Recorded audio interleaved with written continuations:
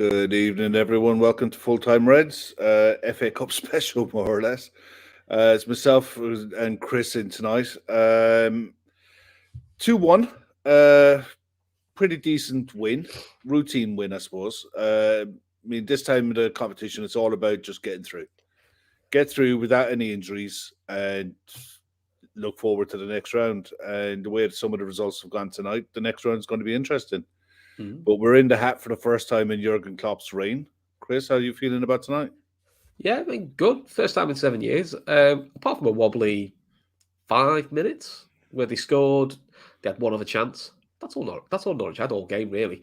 It was more a bit of sloppiness by Liverpool's second half. The goal is avoidable. But first half, Liverpool just soaked up pressure, did really well. And second half, after Rowe had his shot, they just shut it up. But like you said, 10 changes from the cup final, and then Henderson does an hour, then we give young Tyler Morton. So pleased, mate. First time we've been in this position in 7 years that we've been in the FA Cup quarter final. So it's a nice one to be, yeah. And some interest was. I mean, it's all about getting through. I mean, I've seen if you said 10 changes, no injuries. I don't think the no injuries bit's true, unfortunately. Yeah, we'll come on to that in a minute, but because it sounds like, according to Vitaly, Jones went off with a thigh injury, which is a bit of a blow because he actually played very well first half.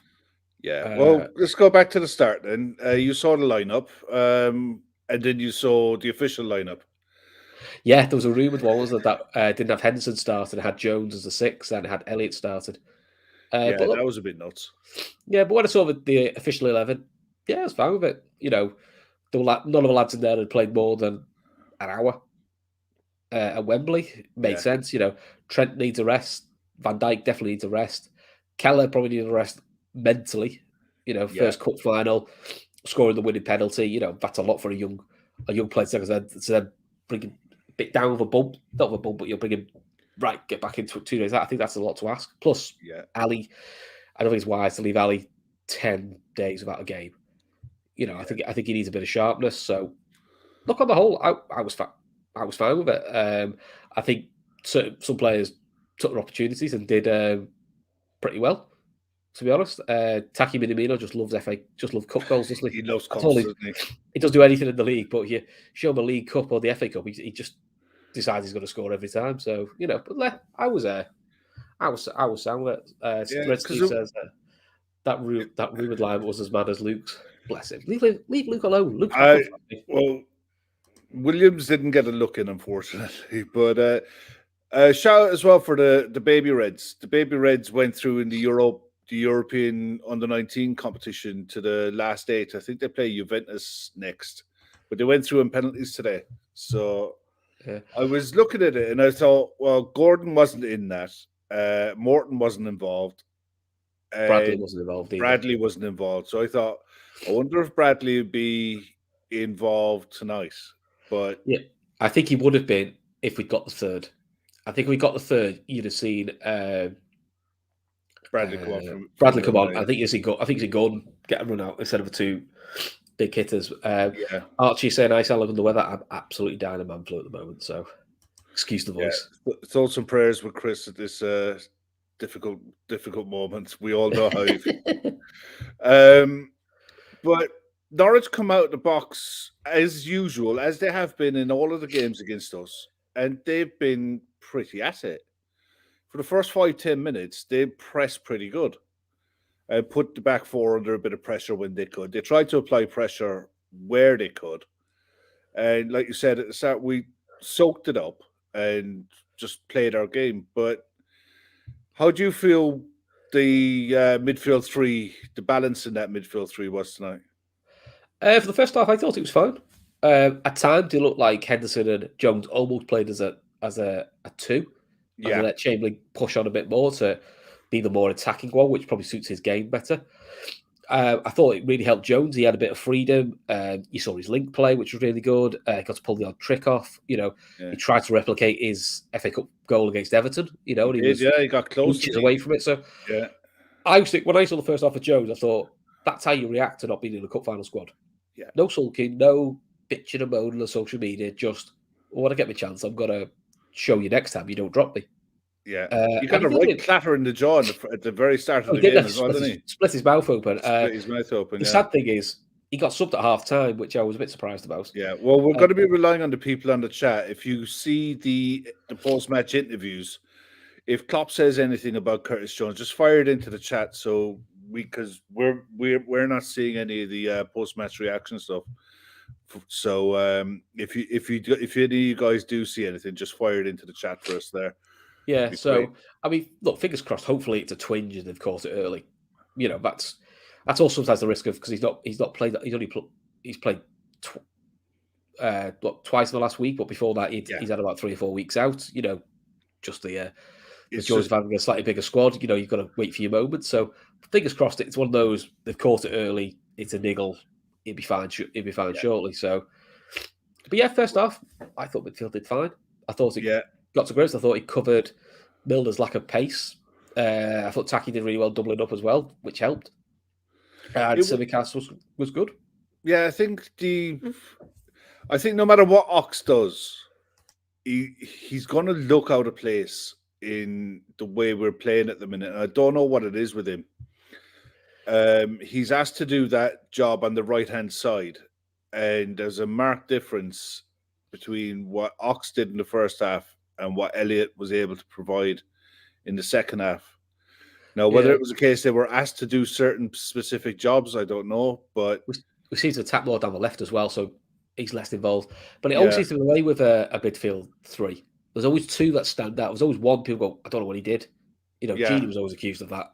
You know, it's very rare you see a midfield three where you could go, all three were brilliant. There's always one you go, can't remember what he did. I think Ox to me was just a bit of a cog in a machine. He just kept it neat, kept it tidy, kept it linked up play.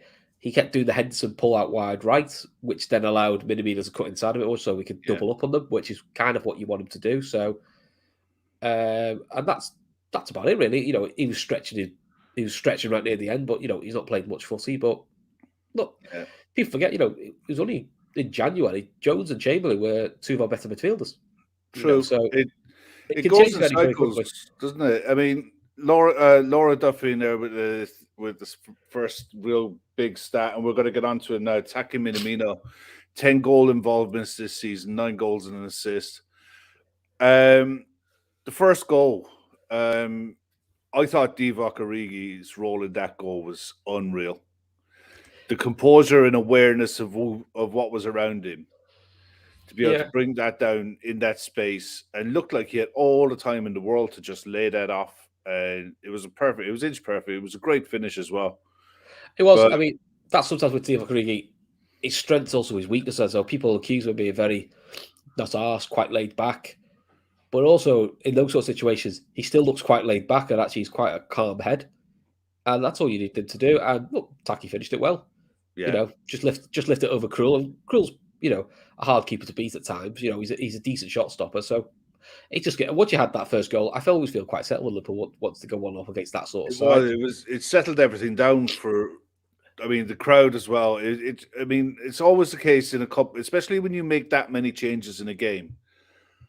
That 11 will never have played before together, and odds are that 11 will never play with each other again. You know, and I mean, that midfield three was very similar to what we did for Norwich away. Because Norwich away we did Chamberlain, Jones, Keita.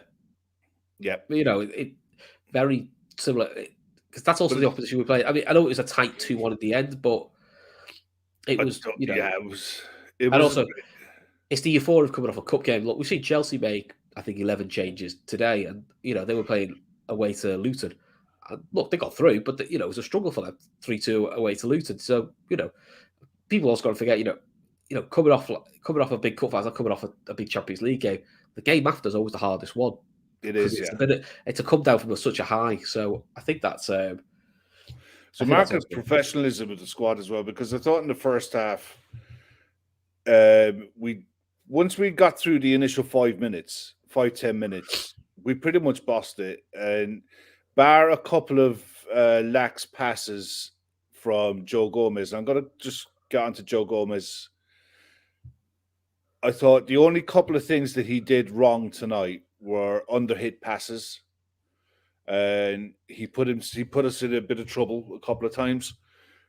But saying that, his recovery pace tonight was really good compared to when he played at right back. He looks very comfortable. He looks very comfortable left side in the Van Dijk position, the left side. Left side. Confidence as well. Yeah. To me, the only mistake he made, I mean, it proved a bit of a pain in the ass, was he probably backed off a little bit too much from Rubb.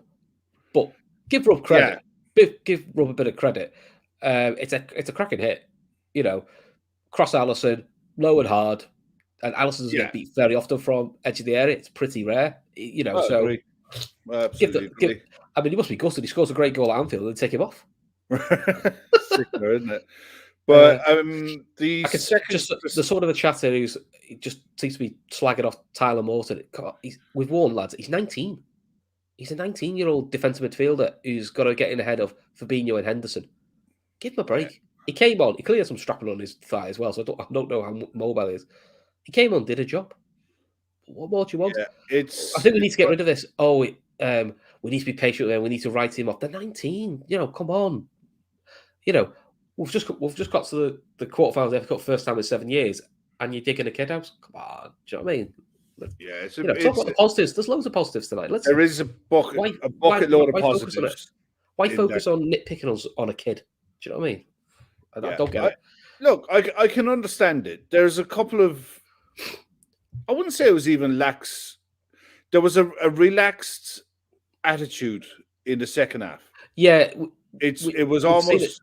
We've seen it in the league sometimes. We've seen it in the league sometimes where it almost gets too easy, and it's just trying to get that balance right from being clinical, killing the game. To be fair, City are very good at this. That's one thing City, I would say, we could learn of City is City are fairly good at going 2-0 and killing it and making it a bit of a non-game. And we're different teams as well, so you know it does happen. And we're getting better because I must admit, we'll jump around a bit, but after Rose shot, which is a good save by Alisson at 2-1, Norwich don't really get in again. The ITV will get really excited saying, "Oh look, they could have gotten behind there. They could have gotten behind there. They nearly got in there." We go, but they didn't because they were going to be offside, or they had to overhit a pass. They were trying to thread like worldy passes to get through, and it's one of those things that it's you see it a lot in games when you try to take the sting out of a game and you slow it down and it almost becomes pedestrian.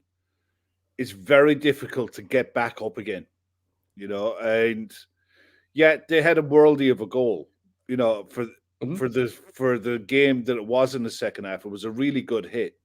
Yeah. But at the same time, I honestly looked at it and I thought, they're dropping like flies on 85 minutes. They don't need extra time. And they've got a massive 6-pointer at the weekend. I think the last thing that they wanted was another 30 minutes of Diaz and Mane running at them when they get a bit of a sweat on. So. But if you want to talk about cracking hits, Taki second is great. Oh, stop! I mean, we've got to be honest. It's diabolical defending. He stood there because actually his touch isn't very good. His first touch, it puts it a yard ahead of him. But the finish, inside the post, top corner, keeper's got no chance. But I don't know why it's not being picked up. But it's quite clever because it's one of those, as they say in football, sometimes just stand still. Stand still. I mean, how many times have you seen it with a centre forward? Just stand there. Torres was great. Sometimes Torres was great for that. They just drift and stand still. Lewandowski's one of the best at it. Sometimes they'll just drift position, stand still, and then you go, why is no one marking him? Because he just goes to a slightly odd position, and everyone goes, because everyone has these zonal and man marking, and you go, you're quite sure who gets him. And that's look, it's good. It's a good finish. So it is. I mean, I'm really happy for him because I honestly think his footwork, his touch, he's so good on the ball. And he showed a bit tonight as well with his strength that it's improving. There were times when he was holding off defenders, bringing other players into play. He's intelligent. He picks up good positions. And that position out on the right is a very difficult position to play for us at the best of times. And I thought he was really, really good tonight. Him and Curtis were the two standouts for me in the first half, especially. Yeah, I thought Gomez. I think Taki gets man of the match because he scored 2 goals. And to be honest, if it wasn't for the Rubb goal, where Gomez can do a bit better. I thought Gomez was really, really good. Yeah, I think he helped. I think he did well with Canati. He covered behind Canati a couple of times. He covered behind Milner quite a few times. He literally went from left centre back to right back and did really well. And he's getting a bit of confidence back now to spray his passing about. He was trying to do the Van Dijk big switch, big switch from left to right, and look, they nearly come off a couple of times. A couple did. So that's what you want to see. I was more impressed with Joe Gomez's recovery pace than anything, because I thought that was something that was missing from the night when he played at right back. But it's also a different position as well, isn't it? Because it is, yeah. It's reading to get your pace up a little bit, because I thought his pace was good getting forward. It was the turns, but again, it's a different position. We saw with Millie. I mean, Millie actually was very good tonight. There's a comment there, not trying to be mean, but shielding the back line is his job. Yes, it is. It is. But to be fair, the goal wasn't his fault. If people really want to watch it back, the goal's actually down to Elliott. Elliott gives the ball away, and that cuts most of the equation. Chamberlain can't get back into out, and the two centre backs back off too much. So if you want to do the blame game, it's actually Elliott. It's probably the one mistake he makes in the game is he was a bit sloppy with the ball there. Happens. Yeah. He's what is he, 18? So we're not going to dig an 18-year-old out. No, but the way I look at it with Joe Gomez, is his ability of reading the game was always pretty good. Yeah. And his recovery pace is excellent. But he looks calm when he gets on the ball. He doesn't hoof it into raw Z. His aerial work was a lot better today as well. That's always been sometimes a bit of a weakness, the ball over the top. And again, he read that pretty well. And we forget, he's naturally a right-sided centre-back. He's got to learn the left side. Plus, he's coming back from a really long layoff. And his injury was probably worse than Van Dijk's. Yeah. I mean, if we're to believe the kind of injuries, and you look at the scarring around his knee. Well, the rumour is it's an injury that you'd see in basketball. Yeah. It's not a tip. Like, Van Dijk's was really bad, but a torn ACL and over ligament CD, it's not an unheard of injury in football, because the twisting motion and all that. I think Gomez is more of a jumping injury, that when you land and you need just basically goes. Shatters. Yeah, it's unusual to get that. Whereas in basketball, it's more common because it's a sport you jump a lot more. Yeah, in layman's terms. So he's really preparing himself and his body for the preseason coming up and for a long season next year. Because I don't think people appreciate the kind of season that's coming next year. Well, the good thing now is if you drop Gomez again at centre back, you're not now going, "Oh, what Gomez we're going to get." You don't feel like, "Oh, he didn't look rusty this time." He looks right. I mean, to be fair, I thought he did right at right back against Norwich. I mean, it is only Norwich. What did you make of Diogo Jota tonight? Looked really off it to me, but he looks like someone's come back from a bad ankle injury. The minutes, I think for him, the minutes in the bank will do the world of good. He was quite quiet, but you saw a couple of decent chances. You saw the little jink he did, the handball that we didn't get because you can't have handballs on Merseyside. It seems to be a thing. I know what they're saying. The ball his arm is down by his side, but it's away from his body. Now, if it was like from a couple of yards, you blasted at him like that, they're never penalties for me because that's just the way it is. Yeah, I was going to ask you about the VR. It was some distance away, so there's enough time for him to get his chest or his leg or something in the way. So I think they got away with one there, but I said it to you when we were chatting during the game, and it's one of those I can see why they didn't give it, because his arm never moved and he never moved his body towards the ball or to the side to try to block it, and it was within his body frame, if you know what I mean. From his shoulders down, his arm wasn't like there or anything like that. It was it was a natural position. Yeah, and I can understand why they didn't give it, but I guarantee you, Stephen O'Connor says he John Terry'd it. John Terry was very good at that. Very good at that, yeah. I think if got away, and very good at getting away with it, because make it look, make it so it look accidental when it's not. Yeah, I think if the ref gave it, VAR wouldn't overturn it. Let's put it that way. That's how I saw that. And but the rest, Martin Atkinson, so he's never going to give it, is he? Yeah, and I think there was a couple of them as well late on in the second half where there were blatant yellows that should have been given to Norwich that would have seen them down to 10. They never gave it, so maybe context of the game, don't know. It was just That VR show, I'm glad it didn't come into being decisive in any way. Yeah, which was good. Elliot was pretty lively when he came on. He was unlucky with a couple of threaded passes. He nearly got tacky in. The build-up for Manny was good. I think he was involved in the Diaz chance. He's quick feet. He's quick feet. He's quick in the mind. He's I still think he needs to work on his work off the ball, positional sense, and just defensive work.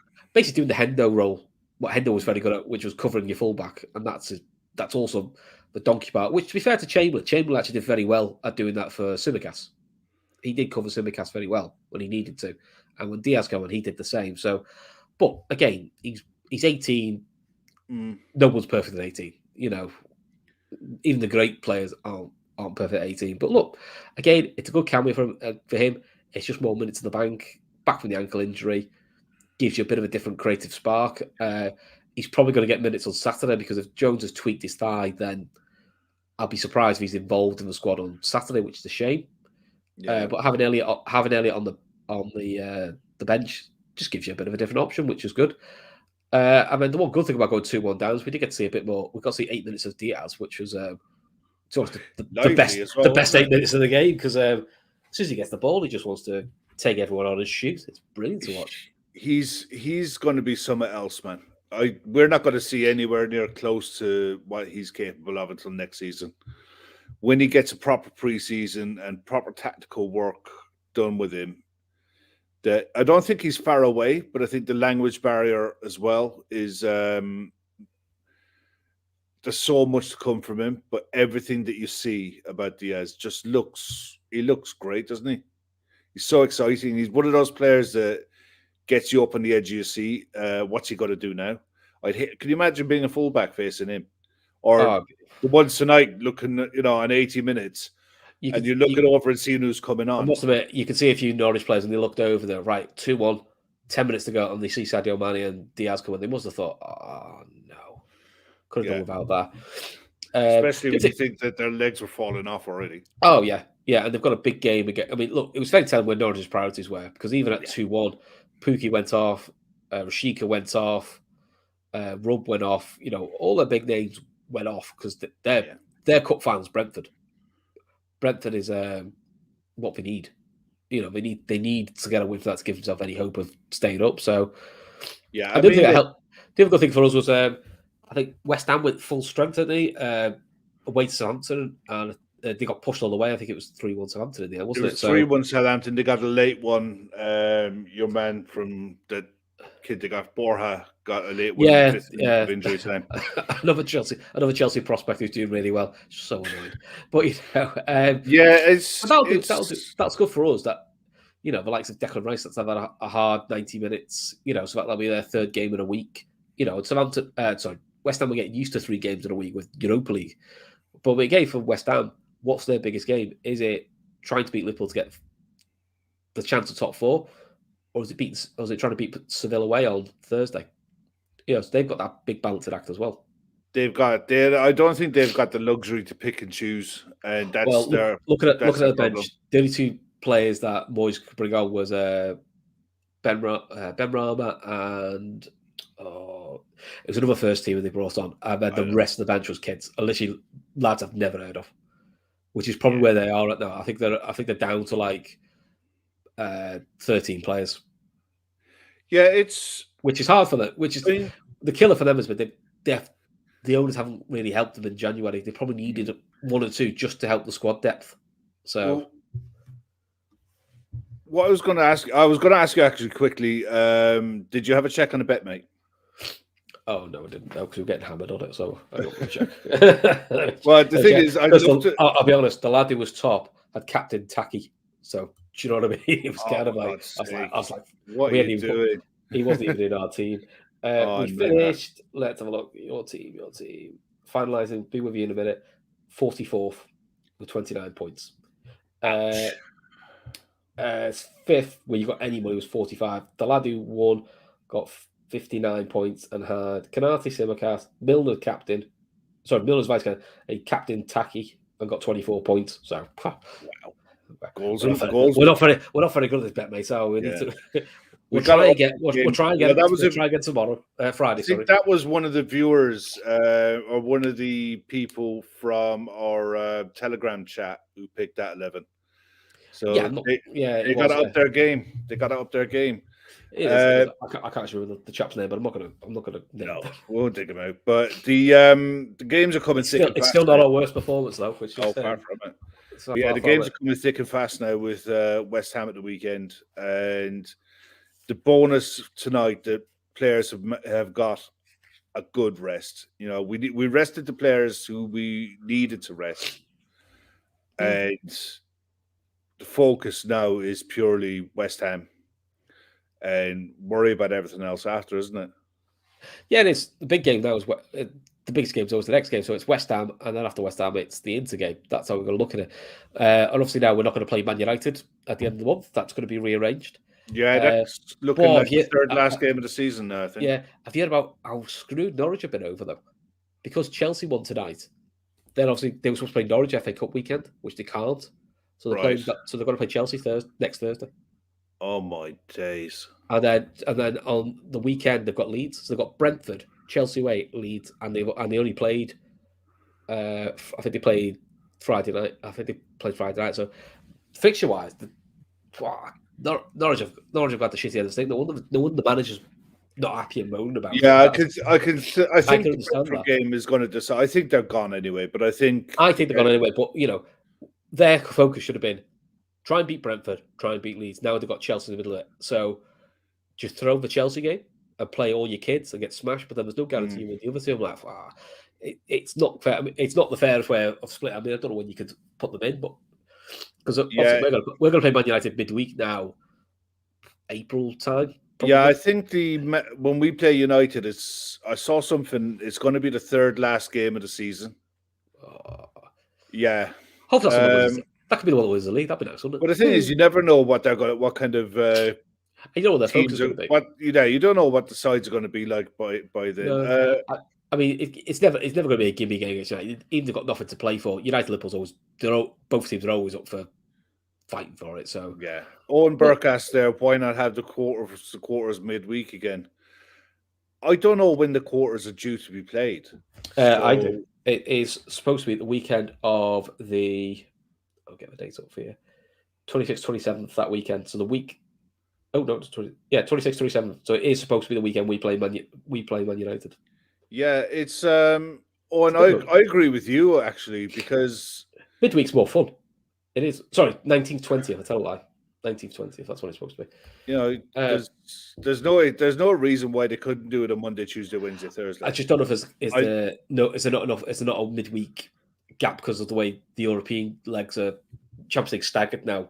So you're like, we're this midweek, then Chelsea's next midweek. And then you got the next round. There must be a reason for it, but it was. I actually enjoy the FA Cup midweek games because it's a bit like a European night, and I love it. They're just a bit more.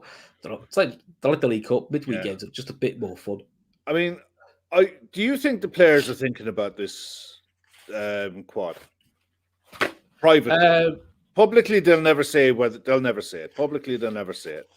But privately, do you think the conversation in the dressing room is, or the motivation is driving? I think they're aware of it. They're not robots. Of course, they're aware of it. And you've seen Salah and Trent doing 1 down, 4 to go, which is a little tongue in cheek. I think just Liverpool fans excited being wind up opposition fans. I don't think you'll ever truly believe. I don't think players ever truly believe that is on until you're in semi-finals of both competitions and you're still within 3-4 points of a league. When it's all that close, I think that's when you go, whoa. Until then, it is just like keep the machine going. Next game's the most important. Keep going, and see where you are in April. I think that's how players are seeing it. But as Klopp said, he's not thinking about it. He says the players aren't thinking about it, but he did say, he goes, the fans can. We can all get excited about it. Well, exactly. I mean, we'll always talk about it until there's no need to talk about it. I'd rather talk about. Oh, we could do that than. Oh, I hope we get 4th. Yeah, you know what I mean. That's how. I'd years like kidding myself that Charlie Adam and Stuart Downing would get us 4th, and you're going, And then you're back on, they just never were they? They were horrendous. So yeah, the draw tomorrow night is, I think, before the Everton Bournemouth game. I reckon. Well, hopefully we'll get Bournemouth. That'd be nice. It would be, wouldn't it? The ideal would be City, as long as you get a home draw. I don't, ideally you don't want to play Chelsea. The ideal would be Chelsea City play each other in the next round. Yeah, that would be the ideal because then that would be the ideal. And I don't care. The kids out of the way. Yeah, the only side that might cause City some issues is Southampton because they've played them twice this year and both games 1-1. So Southampton this year for some reason have had a bit of a hoodoo over City. I don't know why because they've been far superior to Southampton, but they've done well, Southampton. Yeah, Southampton are one of those sides that on their day play really good. They're like Brighton. Yeah. On their day, they're a right handful. But they've got talent on the side. The fullbacks are good. James Ward-Prowse is just dangerous. And the lad they got on loan from Chelsea, who's really good. Yeah, Barry definitely. The semi-finals are at Wembley, yeah. Yeah, because you got to pay for that Wembley Stadium at somehow. Got to pay for it somehow. I don't like it. I'm very traditional in that way. I used to love the idea if there was a semi-final.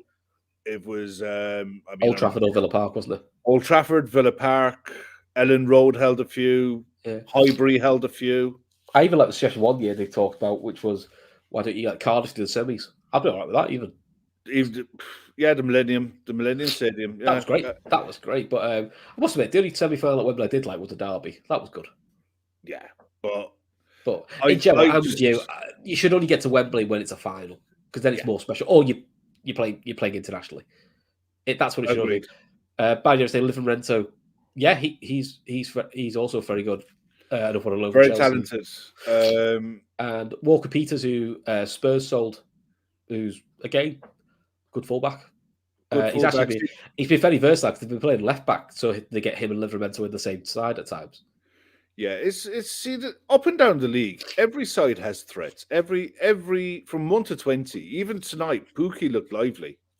Yeah. And Rashika looks a capable player. So there is no gimmies in this league, but we tend to make games like tonight look very pedestrian.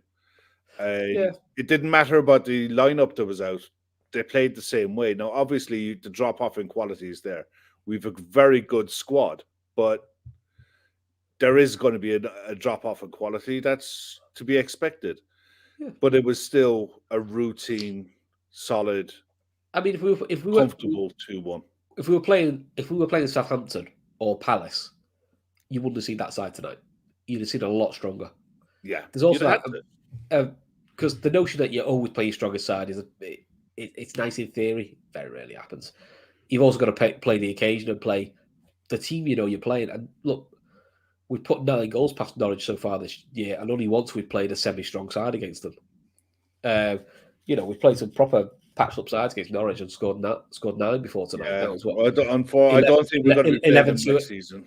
11-2 in aggregate. So there is that. Whereas if it was Palace away or Palace at home, we'd have gone a lot stronger because Palace are a dangerous side, Southampton are a dangerous side. To be honest, the way the FA Cup's looking, Middlesbrough actually are probably more dangerous side than Norwich. Yeah, so have a quick chat about last night's result for Middlesbrough. Great result for Middlesbrough. Tottenham doing a Tottenham. But it's the form with Tottenham at the moment. They're just whenever they have to go and make a game, they make a dog's dinner of it, don't they? Oh dear, people. They do. There are Spurs are the kind of side that if you're sat back and you want the ball, they'll let you have the ball and they'll hit you on the break, and they're very dangerous and very good at doing it. But if they have to go and make the game, forget about it. Actually, let someone make Chris a cup of tea and send it to bed. Yeah, poor Chris is suffering tonight. I did a few hours ago. I didn't feel that bad. It seems to come on me all of a sudden. Must be the for win. Fred Steve can't believe Gav is making Chris work tonight to state him. Well, by all accounts, Gav is worse. Yeah, Gav's worse. So you think I'm bad. Gav's not well at all. Gav's in a not fit state and not alcohol related either. He's been a poorly boy today. So fingers crossed. I hope I'm going to be okay for. Yeah, Friday. Grand for Friday. No, Friday. 3 of us on Friday, didn't there? You, me, and yes. you. Yeah, the three of us. Gotta get Luke on again. Talk more fighting. Yeah, there's lots of stuff going on. But we'll get to that on Friday. There's loads of stuff to cover. Let's have a quick look at the draw then. So, City obviously went past Peterborough. I mean, Peterborough were bottom of the Championship. Made that difficult for a good 70 minutes for City. Yeah, and City went a lot stronger than they normally do in these FA Cups this round. Grealish and Foden played. Gundogan I think played. Gundogan played. Mahrez played. Laporte I think came on. I think Laporte played as well. Ederson was in goal. So they had the chance to Peterborough, but look, if you don't take a chance against City, they will always punish you. Yeah, it's fair race. There you go. Palace beat Stoke. Kind of probably what you expected. Probably a bit closer than we would have liked, but yeah. Vieira continues to do. It's a good first season for Vieira. He'll stay up, and I think that's always going to be the aim for a Crystal Palace.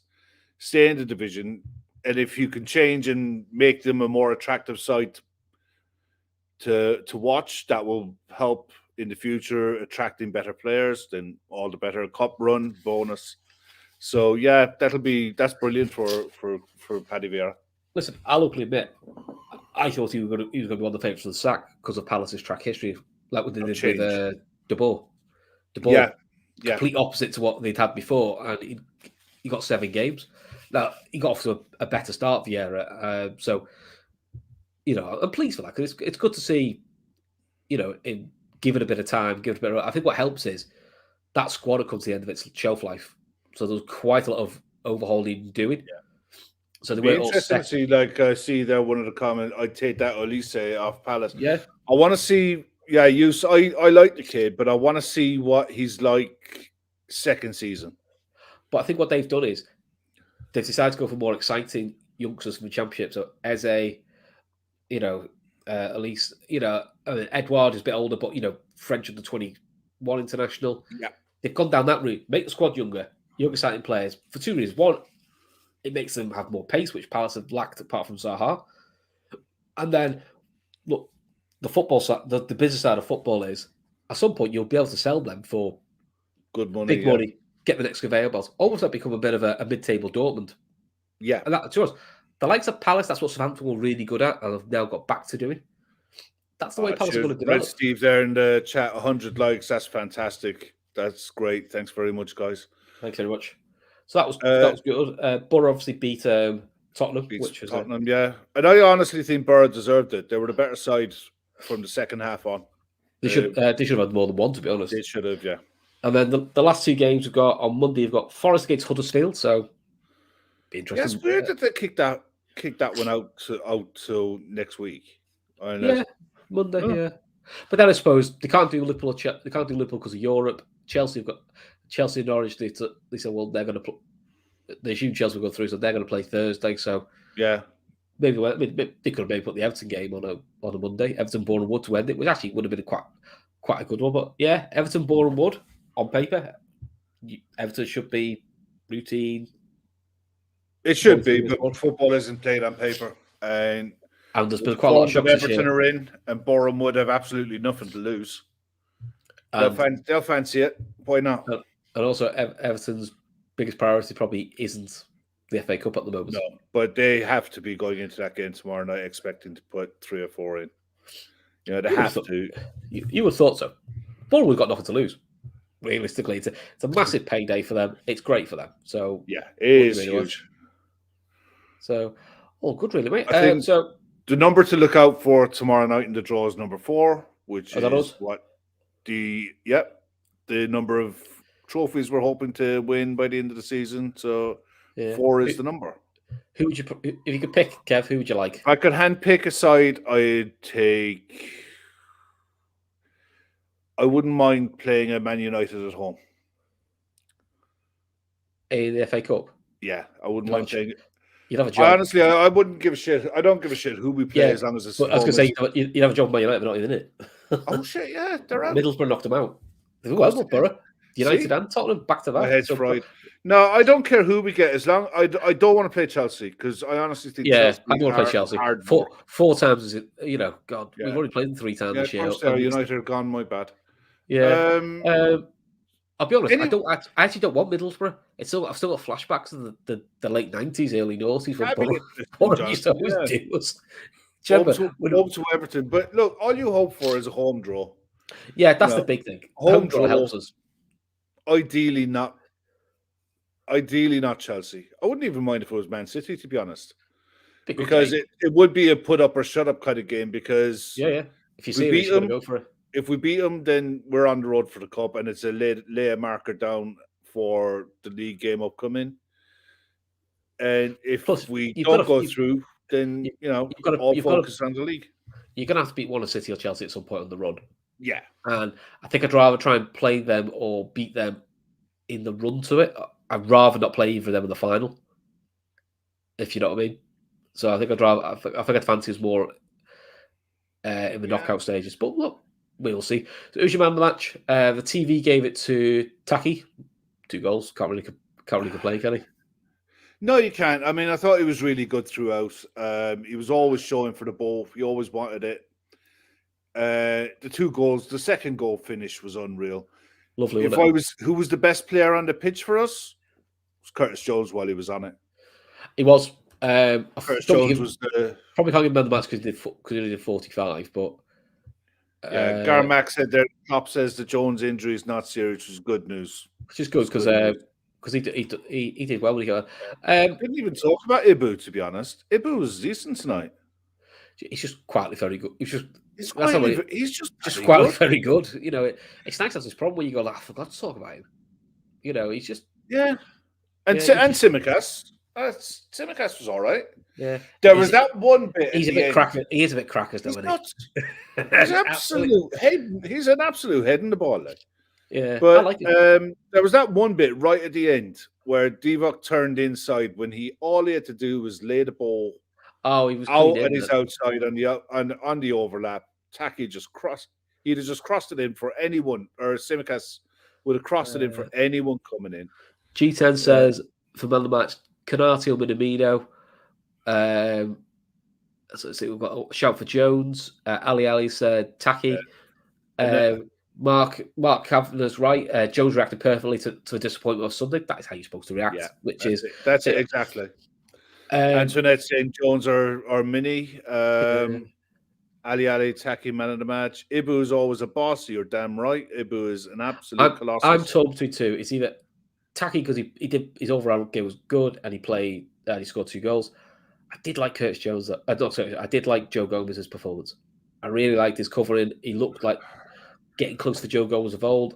The other thing that lets Gomez down is the backing off for their goal.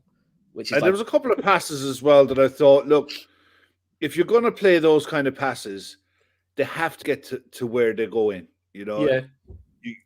But they were saying, I mean, it didn't come across on the pitch too much, but the commentators were talking about the conditions and the wind that maybe, I mean, that's the only thing I'd say about Joe Gomez passing. They tend to be a bit floaty. Yeah. You know, so maybe conditions didn't help that. Maybe conditions didn't help. No, a slight thigh strain, which is fair enough. You don't take any risk with that. A couple of weeks, maybe, but especially with Thiago, with his slight little knock. Touch wood, even the Thiago news sounds like it's. Yeah. I think Klopp said he doesn't know for the weekend. But definitely after that. So. Yeah, you could tell with the way that he was celebrating after the cup final, when he was jumping and stuff like that, that it wasn't serious. The tears on the touchline was more the sheer disappointment of you were literally an hour away from a cup final, and I also think with that injury, I might be wrong, but if that's a Champions League final, I think you risk it because if he does pull it or it goes, you've got 5 subs anyway, and it doesn't matter if he pulls it, he's out for 2 months because he's got the whole pre-season to get fit. I think because of the time of the year, that's why you don't take the risk because you're like, well, we've still got a lot of games to go. Yeah, you know. Whereas I think if it's last game of the season, I think you just take the risk, and I think he will probably took the risk as well. I got the impression I don't think he had much of a choice. I think Klopp and the medical staff told him he wasn't playing, which I think upset him a little bit. Cool, right, Kev? Anything you want to add before we go? No. Well, we're going to be back on Friday night, where the main focus is going to be on UFC and the Premier League. And we're definitely going to be talking a bit of Tyson Fury as well, because he's announced his retirement after his next fight. Is this a real one, or is this just an attention one? So he gets. That's what we're going to go, and yeah, that's what we'll chat about at the weekend for sure. We'll be back on Friday night, and Luke will be back with us, and we'll definitely be going through the UFC card in a lot more detail, because it is a pretty stacked card, and there's a hell of a lot to get through. That's fair. Luke does know his stuff when it comes to UFC. Yeah, so absolutely. Which also helps. Yeah, I don't know what the story is tomorrow night. Normally we would do something on a Thursday, but keep an eye out on the socials. If there is something to be coming, then Gav will definitely be putting it out there, or in the Telegram chat. There'll be announcements through there. All right, but listen, thanks very much for joining us tonight in the post-match. Norwich gave it a good go, but not quite good enough. 2-1 to the mighty Reds. Good night.